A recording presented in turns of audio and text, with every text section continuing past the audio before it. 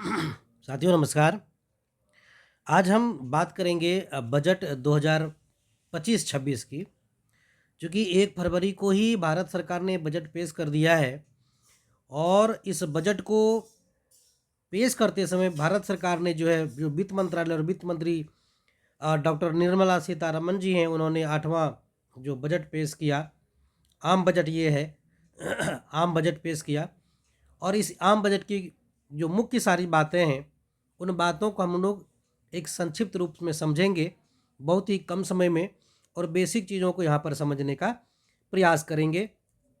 देखिए, यहाँ पर सबसे महत्वपूर्ण होता है कि जो बजट हमारा है 2025-26 का जो बजट पेश हुआ, इस बजट में जो निर्मला सीतारमण जी ने जो ये वित्त मंत्री जो हैं भारत के, उन्होंने जो ये बजट पेश किया, इसमें उन्होंने ये बताया कि हम अगले फाइनेंशियल ईयर में, यानी 1 अप्रैल 2025 से स्टार्ट हो रहा है, जो 31 मार्च 2026 तक चलेगा, इस वित्तीय वर्ष में किस मद में कितना खर्च करेंगे, उसका हिसाब किताब इन्होंने दिया।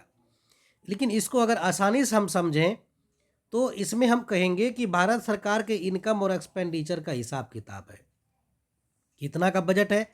इन चीज़ों को समझेंगे तो थोड़ा सा अगर उसको समझना है तो मैं ये चाहूँगा कि जो है आप उस आंकड़े को देखें एक बार, और इस बजट को समझने के लिए जो है महत्वपूर्ण ढंग जो है, संपूर्ण बातों को इसे समझते हैं हम लोग कि इसमें भारत सरकार के जो टोटल आय और व्यय के जो हिस्से हैं, उनको यहाँ पर शामिल किया जाता है ना।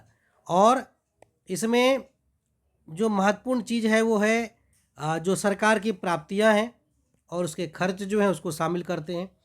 और किसी भी परीक्षा के लिए, किसी भी कॉम्पिटिटिव एग्जाम के लिए जो महत्वपूर्ण सवाल होते हैं, वो सवाल राजकोषीय घाटे से होते हैं, एफडी यानी फिजिकल डेफिसिट से, राजस्व घाटे से होते हैं, है ना, revenue deficit, effective revenue deficit ERD, और प्राइमरी डेफिसिट पीडी को उसमें दर्शाया जाता है ग्राफ के माध्यम से, है ना, या फिर इन्फोग्राफिक सिस्टम के माध्यम से उसमें बताया जाता है।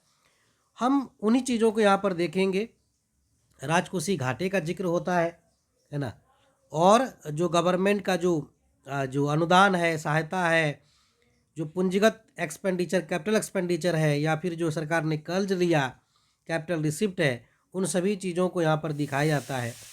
और अगर उसको हम आपको दिखाएं कुल मिला करके, पहले ये समझ लीजिए कि सरकार के पास जो रुपया आता है खर्च करने के लिए, जिसकी घोषणा वित्त मंत्री करते हैं कि हमारा इनकम इतना है, एक्सपेंडिचर इतना है, तो इस बजट पर समझने के लिए यहाँ पर कई ऑब्जेक्टिव्स क्वेश्चंस भी निकलते हैं।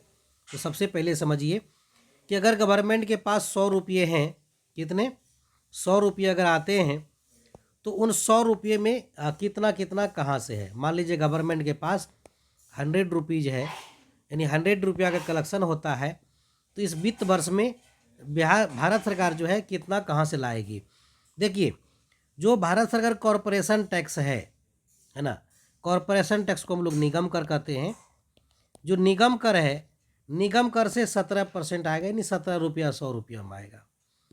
वहीं इस बार आय कर से जो है 22%, यानी कि इनकम टैक्स से 22 रुपया, यानी 22%, 100 रुपये का 22%, या 100 पैसे का 22%, 22% भारत सरकार के टोटल रेवेन्यू का 22% जो आएगा वो इनकम टैक्स से आएगा। पिछले साल से थोड़ा बढ़ा है।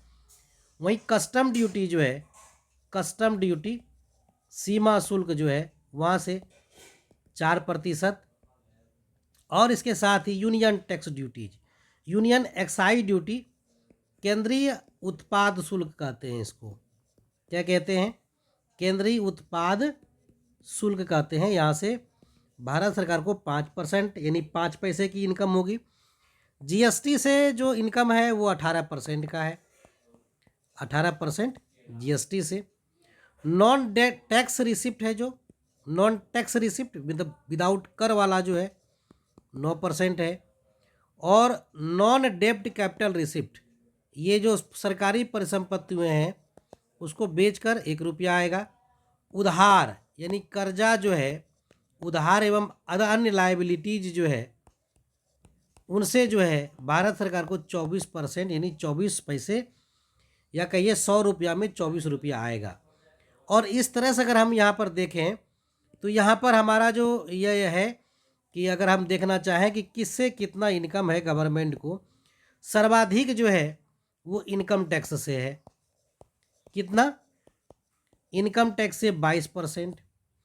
उसके बाद दूसरे नंबर पर है जीएसटी 18%।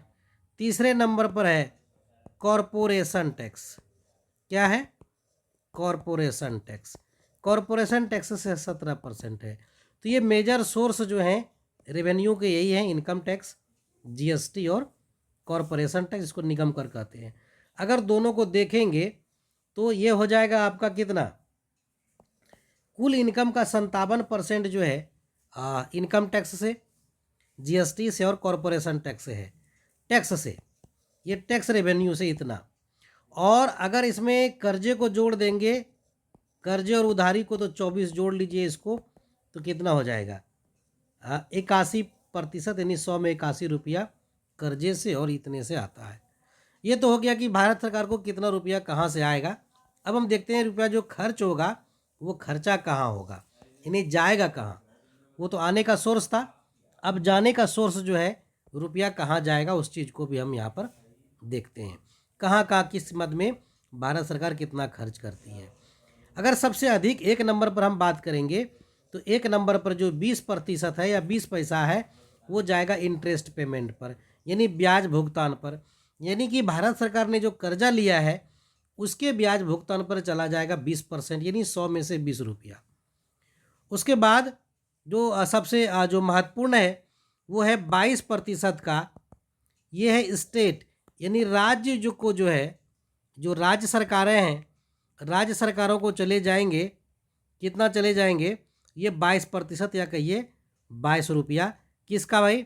जो राज्य है, राज्य का जो है कर में जो हिस्सा है, केंद्रीय करों में हिस्सा, उसमें चला जाएगा। और अन्य ड्यूटीज जो हैं, अन्य शुल्क वगैरह जो है को लेकर के चला जाएगा स्टेट गवर्नमेंट को। देश के अलग अलग राज्य को 22%, 100 में से 22% राज्यों को चला जाएगा, 20% ब्याज भुगतान पर। अच्छा, इसके बाद अगर मेजर खर्च को देखेंगे तो यहाँ देखिए, central sector scheme including capital outlay on defence and major subsidies. जो केंद्रीय क्षेत्र की जो स्कीम है, केंद्रीय स्कीम जिसमें रक्षा वगैरह को भी शामिल किया गया है और मेजर सब्सिडीज वगैरह को, वहाँ चला जाएगा 16%, यानी कि 16 रुपया। तो सबसे बड़ा हिस्सा राज्यों को चला जाता है कर के रूप में। उसके बाद 20% ब्याज भुगतान में। उसके बाद केंद्रीय स्कीम जो है उस पर 16% खर्च होते हैं। उसके बाद अदर चीज़ों पर जो है मेजर सब्सिडीज है 6%, डिफेंस है 8%, फाइनेंस कमीशन है 8%, है ना, और सेंट्रल स्पॉन्सर्ड स्कीम जो है उस पर 8% है। उसी तरह से अदर एक्सपेंडिचर पर 8% और पेंशन पर 4% है। तो केंद्रीय स्कीम सरकार को, यानी जो भारत सरकार है, उसको 100 रुपया आते हैं तो कहाँ कहाँ कितने खर्च होते हैं, ये उसका हिसाब किताब है कि आया कहाँ से रुपया और रुपया गया कहाँ। तो यहाँ पर हमको लगता है कि आप कुल मिलाकर के जो अच्छे समझेंगे रुपया किस जगह पर कितना सरकार खर्च करती है, कहाँ से कितना रेवेन्यू आता है, उन चीज़ों को हमने यहाँ पर देखा। अब अगर हम बात करें कि भारत सरकार को अलग अलग वित्तीय वर्ष में कितना घाटा हुआ, है ना, तो कितना घाटा हुआ, तो घाटे की जब हम बात करते हैं तो हम 4 तरीके से घाटे की बात करते हैं। राजकोषीय घाटा, राजस्व घाटा, प्रभावी राजस्व घाटा और प्राथमिक घाटा। बजट में 4 तरह के घाटों का जिक्र होता है।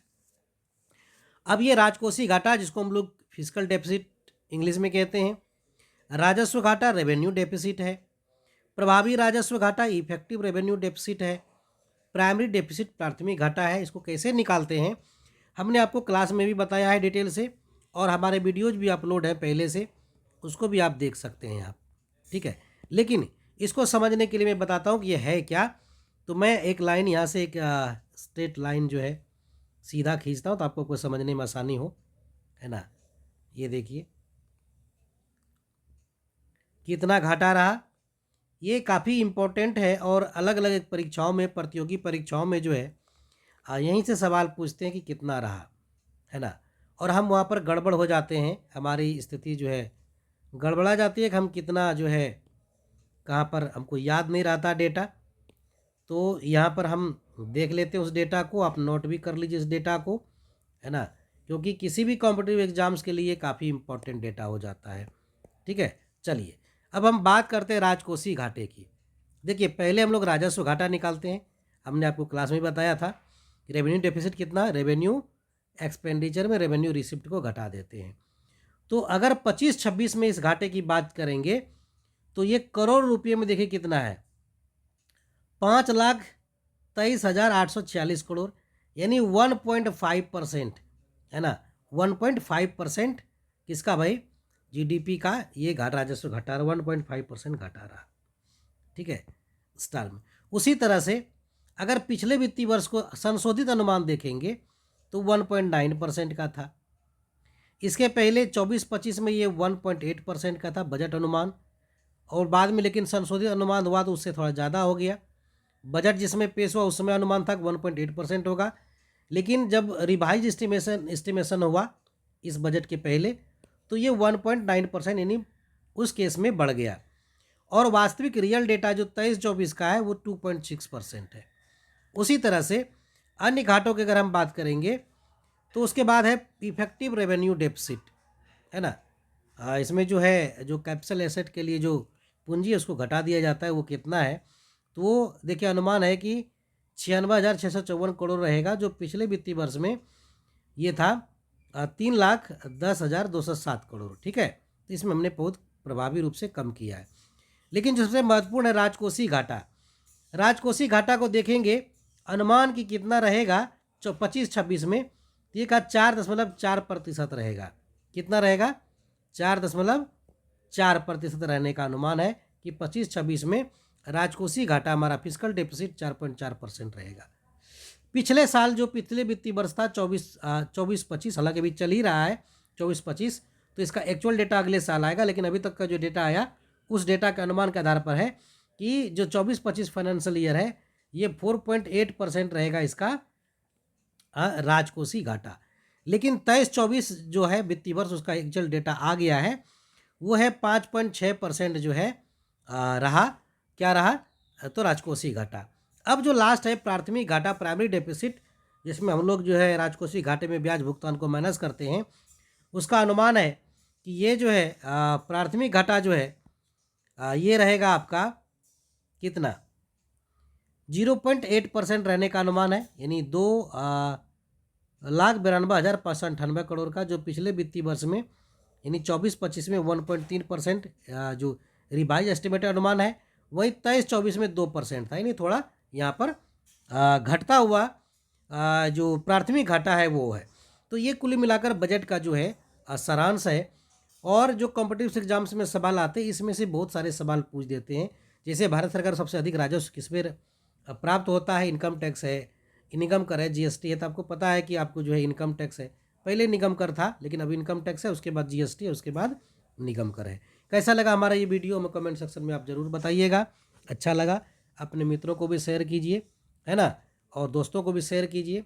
और यदि अभी तक आपने हमारे चैनल को सब्सक्राइब नहीं किया है तो हमारे चैनल को जो बेल आइकॉन है उसको दबाइए और हमारे चैनल को सब्सक्राइब कीजिए। इकोनॉमिक्स से रिलेटेड जितने भी करंट अफेयर्स होंगे, बजट सारे सवाल होंगे, सारी चीज़ों को हम यहाँ पर जो है एक एक करके आपको एनालिसिस करते चले जाएंगे। Thank you.